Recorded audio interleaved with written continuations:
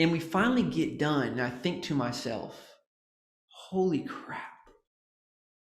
All of that was in my head to do every single week. No wonder I can't create and come up with good ideas, because I have so much crap I'm thinking about on a day-to-day basis that I am not free to create and come up with ideas and marketing ideas and talk with people and build relationships, all the things that are $500 an hour type tasks or $10,000 an hour type task, right? Nobody can build relationships on behalf of my business like I can.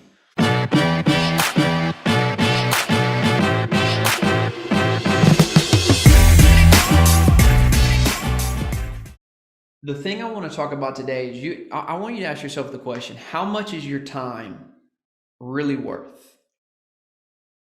Like, how much are you worth per hour? I mean, seriously, what is your per hour rate? Like, if you were to go work for somebody today, which all of you are entrepreneurs, you probably wouldn't. But let's say someone said, Ellis, I want to hire you, or Bill, I want to hire you, or Samuel, I want to hire you. Or I want to come spend an hour with you and learn everything that you've learned in your lifetime, and I'll pay you for that. What would you charge them? Type it in the chat. If I said, hey, Bill, I want to come spend an hour with you. Now, you might do it for me for free because you like me, and I would probably bring some good bourbon and we'd have a great time, but that's not the point. Okay, the point is I want to pay you for your time, and I want to pay you exactly what you're worth. So what would your time be worth? Bill says $500. Dang, that's an expensive hour, Bill. Oh, I'd rather just bring the bourbon. What else, guys? Bill says $500. What is your time worth? What is your time worth? Seriously, 1 hour. I'll pay you right now. I'll Venmo you right now. I'm going to come spend an hour with you. What is it?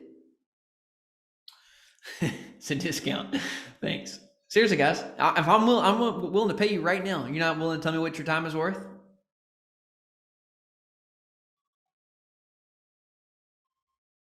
Cool. I'll just pay for Bill's time. Hamad says 150. Dave says 500. Awesome. Nolan 499. Okay, so $500. That's a lot, guys. So then my numbers are way off. My numbers are way off because the example I just wanted to use today was $100 an hour. Let's say you valued your time.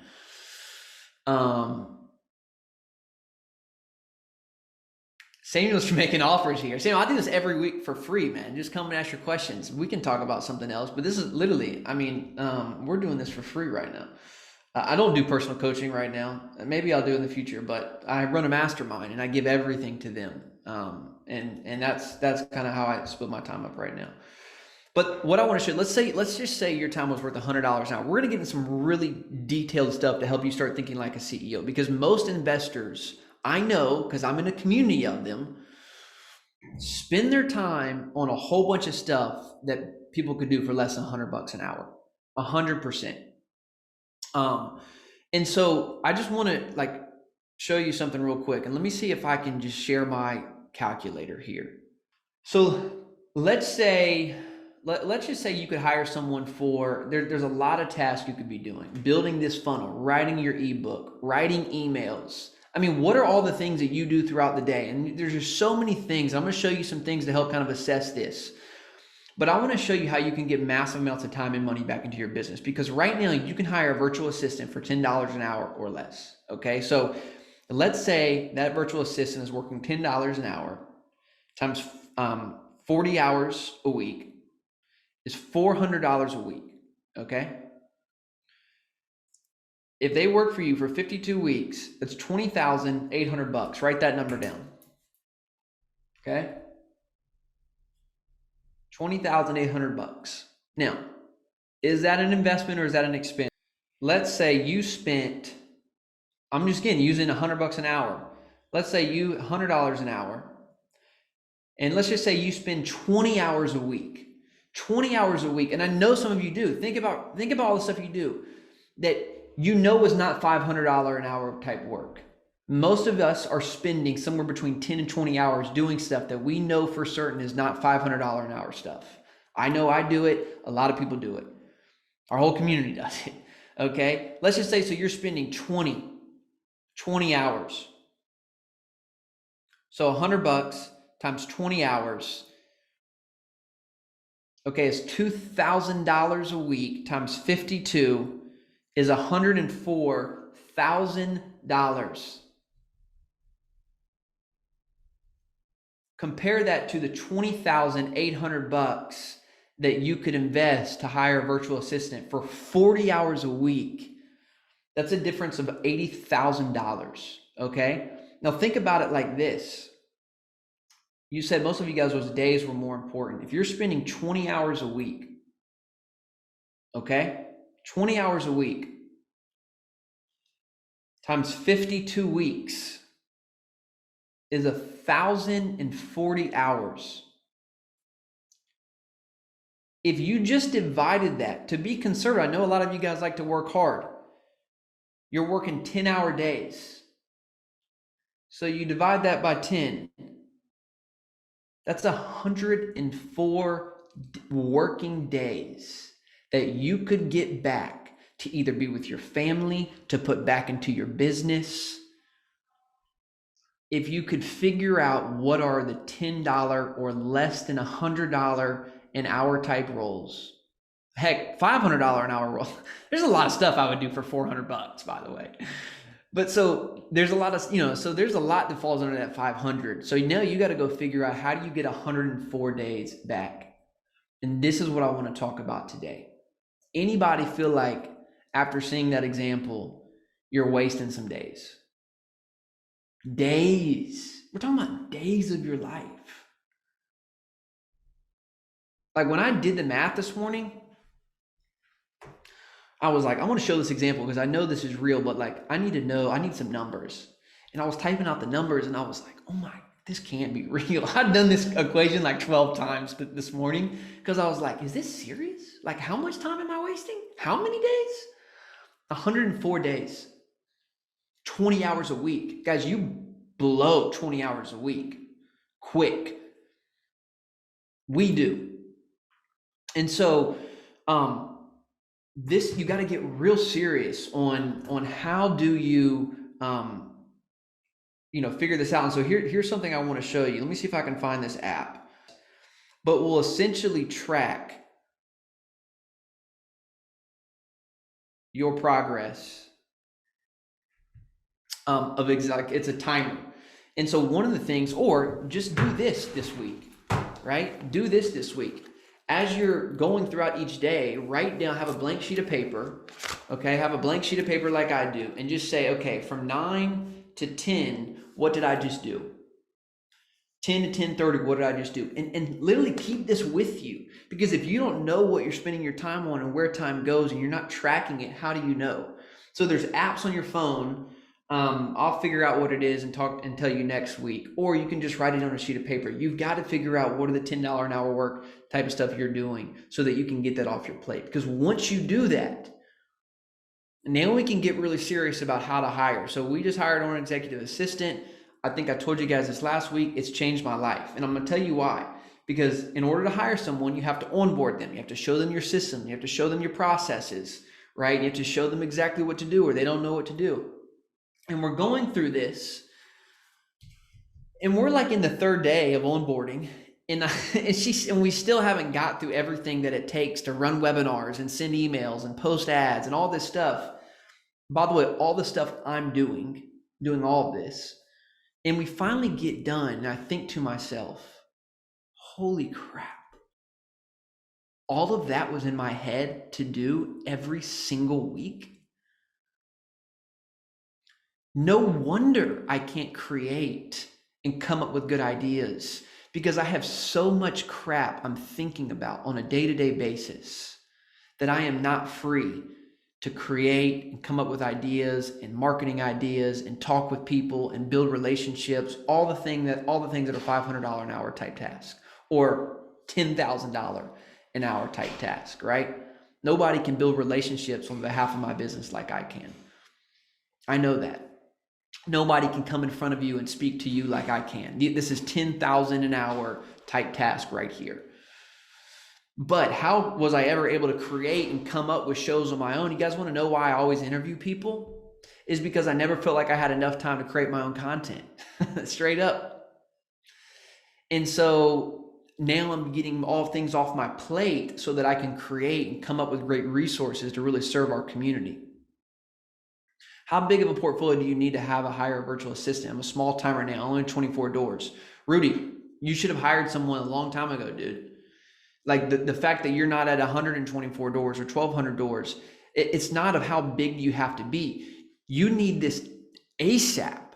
You need this yesterday. You needed this at your first door, because it only gets more if you want to grow and scale. And you need to be building processes along the way that you can give to somebody else so that you can go do the $500 task today, Rudy. And I'm going to show you how to go find that person. I hope that makes sense. This is not how big. This is, I need it right now. And again, here's the thing. We hired someone 40 hours a week, Rudy. I thought to myself, and the big decision was, do I have enough for them at 40 hours a week? And the decision I made was, I'm not sure, probably not, but I'd rather have them now and know that if I want to come up with something more that's going to take more hours, I already have someone in place I can give that task to. That way I'm not thinking, oh, do I really want to take on that commitment? Does that make sense? So and it allows me to think creatively now, because, oh, I already have another 40 hours a week that I can give someone on my behalf that doesn't require any of my time. So for me, I'm literally on Sunday afternoon, I'm thinking, okay, crap, how do I give 40 hours to someone? It's kind of fun. Like, what do I want them to do this week? How do I got 40 hours that I spend no time on. What should they do? So for me, it's a creative exercise. How do I maximize her time, Cheryl's time, every week, right? On behalf of the betterment of our company. So I would say yesterday. So you need to assess what are those things. And then guys, you got to go find someone. So I'm going to show you a couple of resources today for how to go do that, how to look and find great virtual assistants. We use a company called My Outdesk, MOD, My Outdesk. You can write that down. You hire 40-hour a week virtual assistants. And that's about, I think, what we're paying. Cheryl, you can remind me, but somewhere around that range, 10, 12 bucks an hour.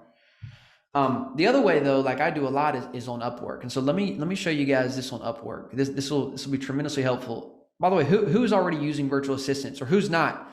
Type in the chat. Are you using virtual assistants? Yes or no? Marv says no. Nolan says yes. Sam says they use 3 VAs. Awesome. This is not what I'm going to do. Where's my Google Chrome? So let me show you guys this. So job specific, Bill says planning on it. Andy says yes. So I use job specific as well, and then I have a full time. And so let me just show you a quick rundown. If you're doing job specific or whatever, real quick. Here's the best way to kind of go and filter jobs, or filter the best ones to find, because hiring virtual assistants can also be kind of a screw your mind, because there's so many and not everyone's that great. So here's how I look for folks. So let's say I'm looking for a graphic designer. Okay, so you go to Upwork, type in graphic designer, and here's what I always do. I go to job success. I want to go 90% and up. I want to make sure they've made more than $10,000 or more. And I want to make sure they've spent over 1,000 hours doing this job. Why? Because they know the job well. So again, you want to filter. I'm not really care about hourly rate at the moment, but you could filter by hourly rate.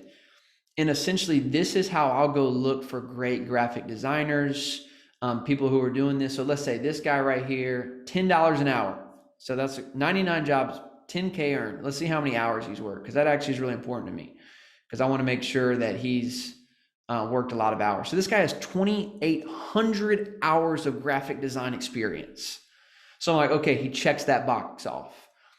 Then the next thing I look for is, what is his reviews?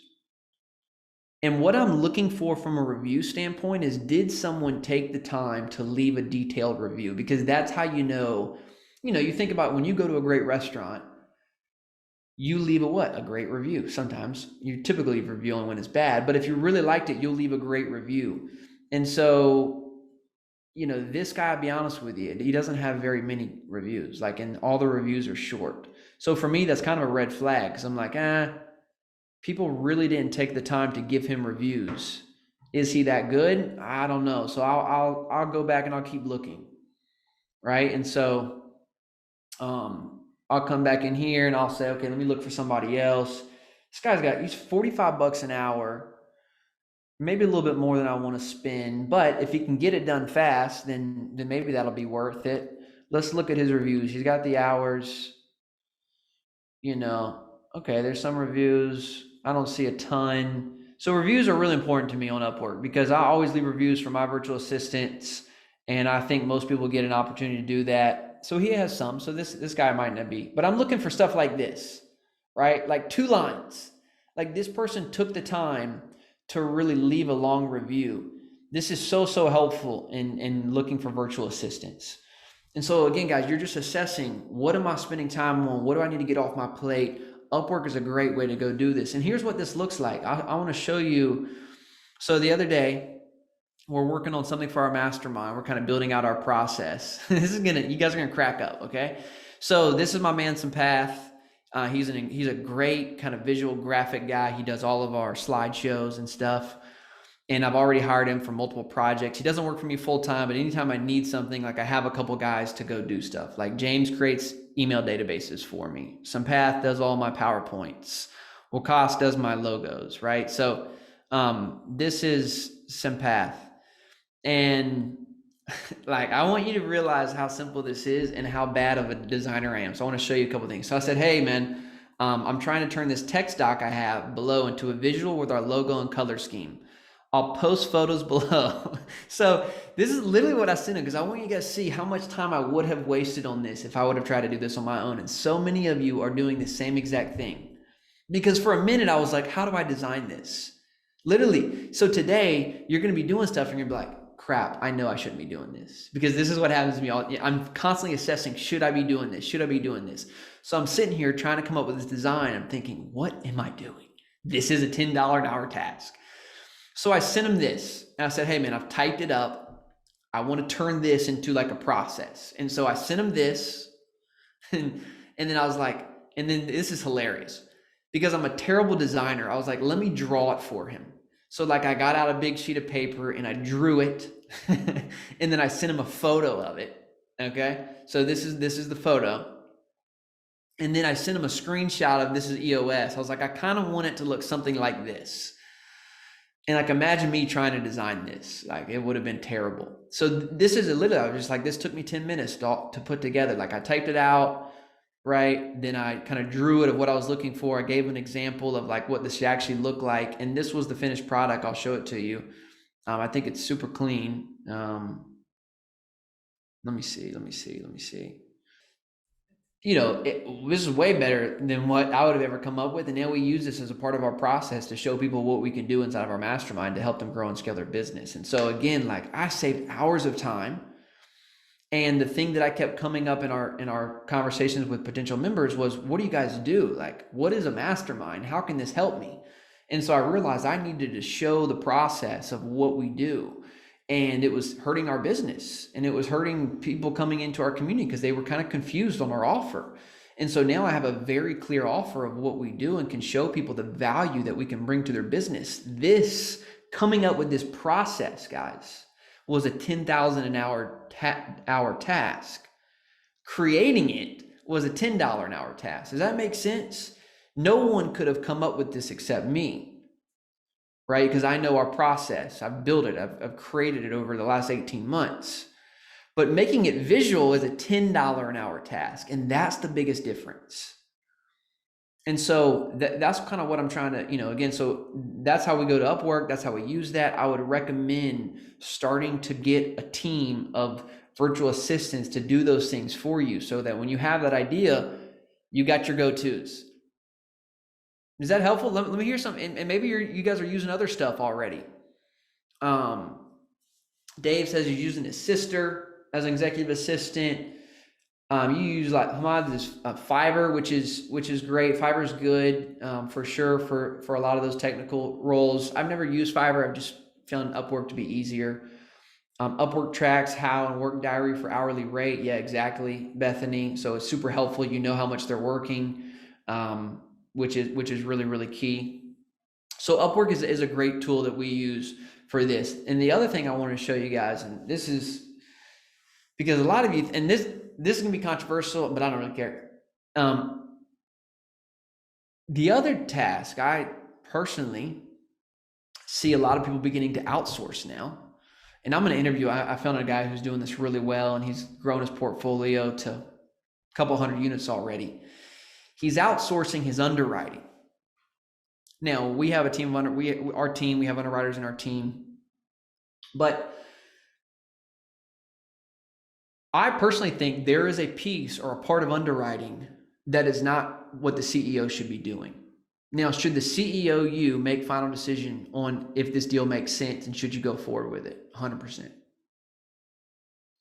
But a lot of you spend a lot of time doing initial phase 1, even phase 2 on properties, when I do not think that's $500 an hour or $1,000 an hour.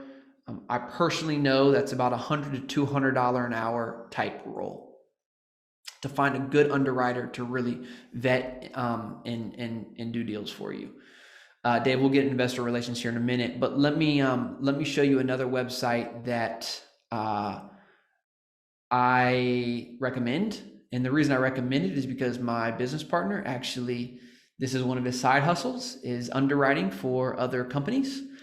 And he'll charge anywhere from $100 to $200 an hour. And he's helping a guy grow his portfolio to a couple hundred units in just the last few months. And the guy finds the deal, sends it to him, he'll underwrite it, get back to him. And then the guy will assess it, and look over it and make the offer or not. And so this is bullpenre.com. Anybody ever use this? By the way, I've never used it personally, just know people who are on it. So by the way, the guy, my business partner, who I trust wholeheartedly, I would never do a deal without him because that's how good he is at underwriting. He spent thousands of hours underwriting deals to the point that like maybe 10, he might be considered a master underwriter at this point. Could be for hire on this website that you could get for $125 an hour. And so, first of all, he's better than you in underwriting, that's for sure. And you could hire him for less than the time that you said you're worth. And yet so many guys are spending days underwriting deals. If you really want to grow, right? If you really want to do more deals. Now, if you're only trying to do a deal a month or a deal a year, fine. But you're not, I know that's not you because you wouldn't be listening to me. Because I don't like hanging out with people who only want to do a deal a year. Right? You want to do a deal a week. So this is a great resource. I highly recommend, creating an account and really trying to find some folks to help you, even with phase 1. But again, you got to build that process. What are you looking for? What do they follow? What is that criteria? And if you've already done this a dozen, 2 dozen, 100 times, then you should already know what that process is. What is that criteria?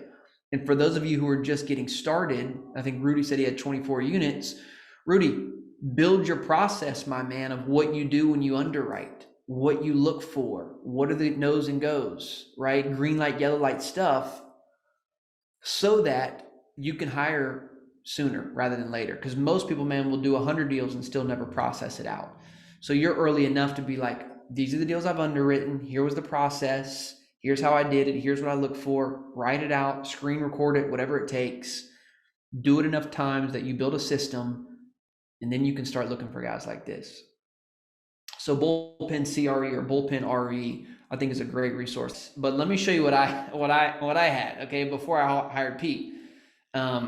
This is how bad, man, I am at processes and systems and things like this. but I realized this is how we have to grow and scale. We have to have processes. We have to have systems. So this is our process doc for the live weekly show. Okay. And I mean, this is literally what I have. Okay. And this is all that it has to be. So Ellis introduces guests to admin assistant or cold outreach, right? Here's the email. And then like I'll have links to here's the email that you should send. Here's the email you should send 4 business days out. Here's the email you should send 24 hours out. Here's our landing page process. Like by Wednesday night, you should update the ClickFunnels landing page. Email marketing, like just know this is not a great process, but this is a win for me because I'm like, okay, all this, let me get it out of my head. Here's what I'm doing every week. Let's do this. And then Pete comes on board. He's like, hey man, this is good, but this could be a lot better. I'm like, okay, show me what you're talking about, because I never used anything to show me like what I do every day. So Pete introduced me to Monday.com. And so we took our processes off of a Word doc and we put them in a checklist. And the checklist is something that we can replicate week after week, and people know exactly where they're at in the process. And so Pete, I will give you permission to share, because guys, if you're not using Monday.com, I highly recommend you use Monday.com. Go ahead, Pete. All right. So this is the same process I showed you guys. So this is our live show that you're on right now. And this is everything that has to happen every single week to do this. So just walk through how Monday.com works, Pete. Yeah, so Monday.com there's a lot of intricacies to it, but we've just used it on a real simple, really line item setup. So really what we do is, like Ellis he wrote it out on Word doc, but essentially what we do is we just put each and every task here in terms of line by line. We can establish who the owner is and who the accountable party is. And then everyone in the stakeholder team can be overseeing what's going on. And then really it's just real simple. You can assign a status. So whether it's stuck, whether it's being worked on, whether it's done, not applicable. And then you literally drag and drop files, and you can attach from Google Docs, you can attach from Dropbox, OneDrive. You can link everything to here, so you can work directly through here, attach all the files, but you can still edit those files on the fly and in a collaborative fashion. But really all we do is we just, and you can do this whether you're doing an acquisition on an apartment complex. We use the same thing. You just put all your due diligence items in here. You upload the files from your Google Drive and use a team. You can set automations in here so that you're notified as if the task above was completed, you're notified as you're next in line. But it's just real simple. And like Ellis said, we can see from 30,000 foot where the team is, where the tasks are at. You can put note. You can come in here and you can add comments. You can say at Ellis, did you do X, Y, Z? And then he's pinged. So the communication becomes internal instead of in email or text or Slack. But the beauty with this is it just integrates so many different software platforms within this. And it just allows your team just to really see clearly what's done and what needs to be done.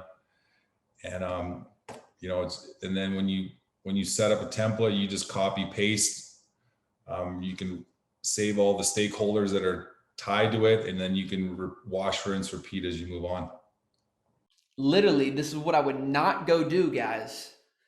Yes, Dave's going to go get the moneysoftware.com today, but listen, Dave, here's what's going to happen. You're going to download the software. You're going to start playing with it, and it's easy, but it's not easy, man. It's kind of confusing, and you haven't really put all your processes together. So instead of spending all this time getting your money.com software set up, and if you don't have a Pete who's already used it, guys, think like a CEO. What are you going to go do? You're going to go to upwork.com. And on upwork.com, you're going to type in quotations, monday.com. And for $75 an hour, you can get a monday.com guru who's made $20,000 helping entrepreneurs set up Monday.com for their business. Incredible. So, yes, you need to be building these things out. Do you need to be the one doing them? I've never touched Monday.com. Have I, Pete? If I did, I probably screwed it up. Never touched Monday.com. I'll be honest with you, I don't even actually look at Monday.com because those are all the things I don't want to do. Like those are our processes for our team and our show. And there might be a couple roles and I'll get tasks and I'll get notified via email. But like Monday.com is kind of Pete's domain and he's building that and controlling that for our team. And that's our process for our live show. So again, guys, this is in everything, right? Like if you're going to go do Monday.com or whatever, think about even in that process of building that, who can help you go do that? Because I want it fast. I don't want to spend 2 days figuring out Monday.com. I had a conversation with our website team today. I spent an afternoon building out what I want our website to look like and feel like. I went and did some research on who's got the best investor relations process, because I feel like that was an important task for me. Who's got the best investor relations process? Who's got the best website and capture process on their website? And what I did was like, who's raising, $1 million a week? That's really what I did first. Who's raising $1 million a week? What are they doing? I know who that is because I'm in the industry and I know how much people are raising and what their deals are. And so I just went and looked at their websites and said, okay, and I'm on their email list, right? So I'm already like hacking their stuff. So I'm like, I know what emails they send. I know what their investor process looks like. And then when I went to go, we're optimizing ours right now. I said, okay, this is what I want our website to look like. And this is what I wanted to feel like. And I started just screenshotting, literally just like Shift Command 4 and putting it on a Word doc. And then I met with our design team this morning and just gave him the Word doc. I said, hey, here's what we want. Can you build this? And he said, yeah. I said, how long? He said, 10 days. I said, okay, 10 days, give me our first draft and let's have this thing finished in 3 weeks. So before I would have like tried to build this thing on myself and it would have still looked terrible. So again, the whole point is just helping you think like a CEO so that we can grow together. And our hope, my goal is to really help several thousand investors, starting with this group right here, really be able to do that. Pete, Andy's asking, is Monday.com like ClickUp? I have no idea. Never used ClickUp. I haven't used ClickUp much. Monday.com would be similar to Trello, but we found that Monday.com just is a lot simpler. Like once you get Monday.com set up, it's just like tic-tac-toe. You literally just, upload a file, click done, and then communication is beautiful. And one thing I was going to mention too is for those of you that have a lot of different entities, that you're running, you're involved with different businesses. I've actually got Monday.com for every business that I'm affiliated with. So all you do with inside Monday, you can go to your real estate company, you can go to your lending company, you can go to your fund company, you can go to your, your wife's salon, and everything is set up in one-stop shop. Meaning you can just like click a down button and just click different companies? That's right. Yeah. Yeah. You just switch between just entities. Yeah. Yeah. Does this replace Slack? No, it doesn't replace Slack, Andy, in the sense that this is more of like a process software, right? So Slack, you're not really, Slack, you're messaging, you're sharing resources. It's kind of a communication software for us, like a text platform, kind of all in one, where Monday.com is really checking off our processes. So we use them differently than Monday.com. So Slack is like how we connect and all of our teams there so that we can, if we have an idea or whatever, we do it in Slack. But our Monday.com is really just following processes. Can you do that in Monday.com? I don't think so. Maybe, Pete? Well, Monday.com is more of like a work platform, like a collaborative tool. It's got a great communication platform within it. So it just allows you to get everything off of text. Like even with Ellis and I, like you end up having communication across 4 or 5 platforms. It gets buried in your email. So Monday.com is great where all the communication is in-house. It pertains to all the documents you're working on. So if you're using Slack in your company, it would allow you to do all the communication inside Monday, along with all the file and the documents you're working on. You can integrate Slack too. It's kind of an API where it allows you to work with Slack and dozens of other platforms within Monday.com. It all affiliates and connects in the back end, but Slack is more of a communication platform with the ability to share files, whereas Monday.com is actually like a giant file storage workspace with the ability to communicate. Let's bring Dave up here. Dave wanted to talk, ask some questions. He's been super interactive in the chat. Dave, I appreciate you, man. What's up? Hey, what's up, Ellis? I really appreciate it. Your big help. I just had a quick question. I was actually looking at, we talk about modeling and things like that. I was looking at somebody else's executive summary, and I saw something interesting in there where they actually outlined, who they were going to hire as a part of managing the fund. And what they had listed in there was investor relations. Now, I don't have that pulled up in front of me, but is that something? It's not that I don't have any desire to speak with investors. It's just obviously very time consuming. And you talk about creativity and creating content. You may get some type of, for me, I'm very much like you. I may get a block if I have to spend, 5 hours a day talking to investors. So is that something I've never heard? I'm not familiar, but would that be something that you could kind of make a $20 or $15 an hour task? I mean, $40 an hour task. I mean, have you thought about doing that? Oh, 100%. We will do it, not for $40 an hour, though. I mean, for me, and stay on here so we can chat about this, Dave. Like, your investors are the lifeblood of your company, right? I mean, I think it's one of the most important parts of a real estate company or your investor base. So I would never bring on someone for $40 an hour. I see that as a very significant piece of who's interacting with the people that are funding my deals. Right now, that's just me. But I'm building a Word doc of everything I say. I record all of our calls. I'm creating a Q&A doc so that eventually I can train somebody else to come and take that role on. So personally right now, I'm not there. I mean, a great example is one of our advisors in our community, Dan Hanford, CEO of PassiveInvesting.com. They just got over the $500 million mark in like 3 or 4 years. And I know Dan personally. He just hired an investor relations guy to come onto his team and essentially take over communication. But Dan did that for about 2.5 years, man, up till they were about $400 million of assets under management. He took every investor call. And so, it just depends. Could he have done it earlier? Yeah, I think so. I don't know why he waited so long. I'm not really sure.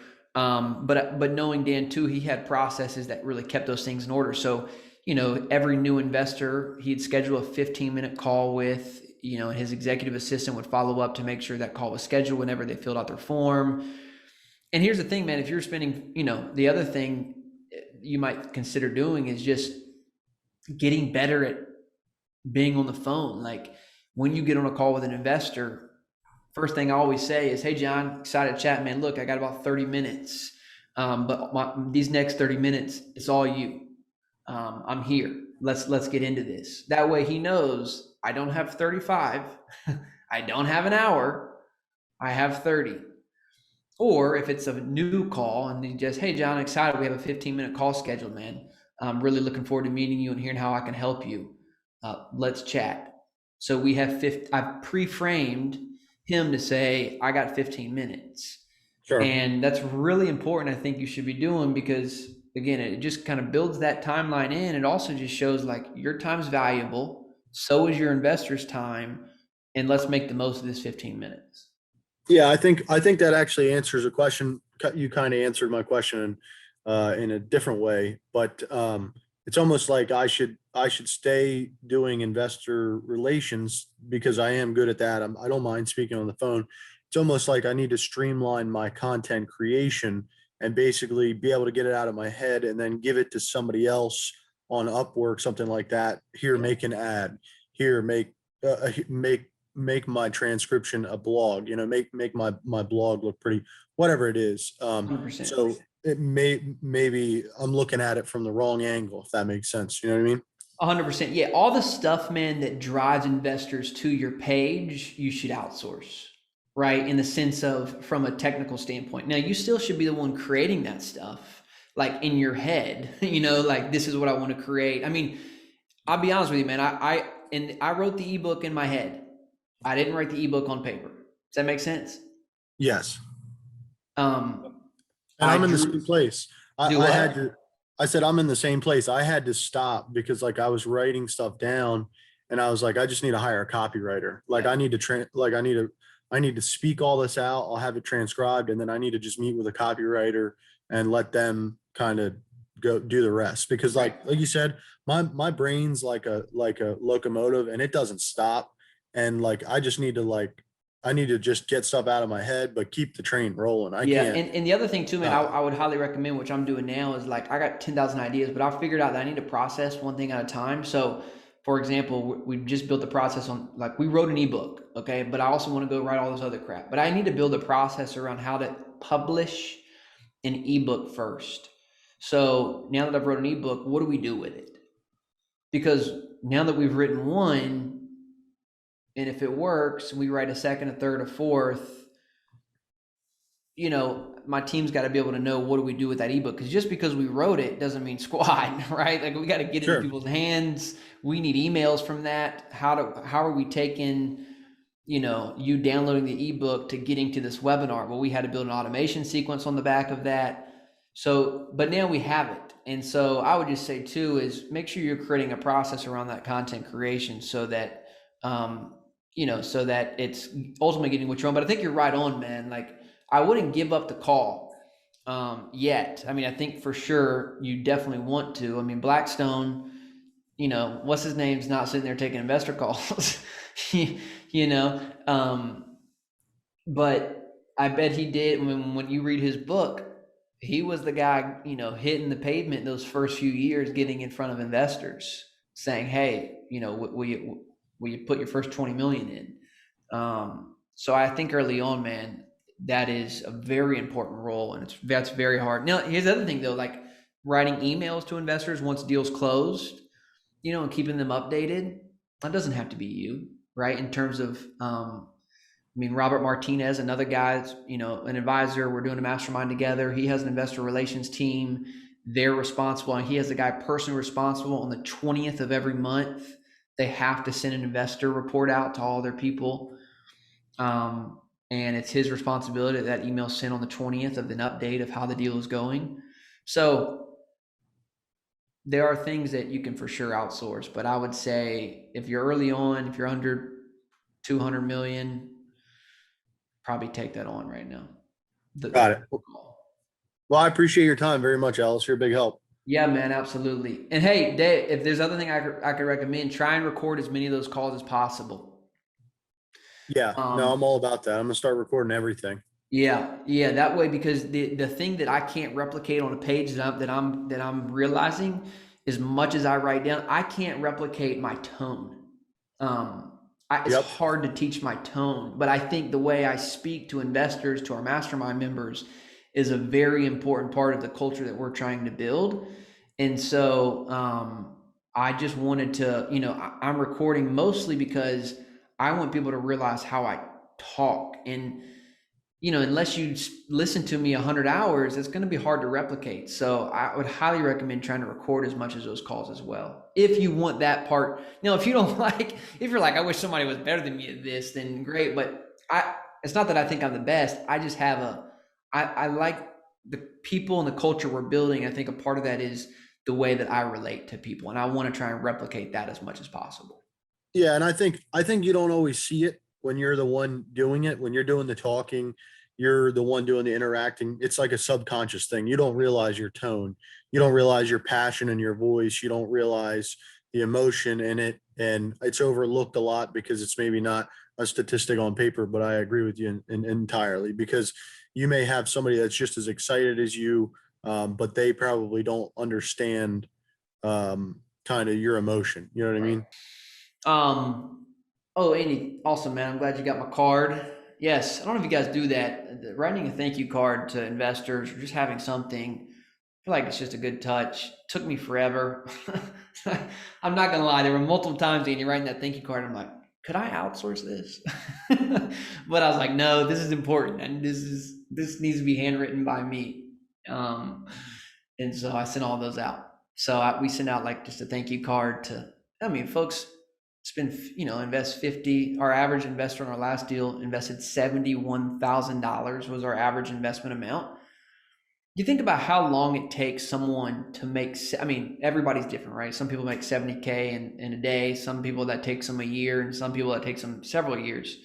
Either way, if you guys are raising money from investors, and I think all of you realize this for sure, but just to say it out loud, it's a big deal.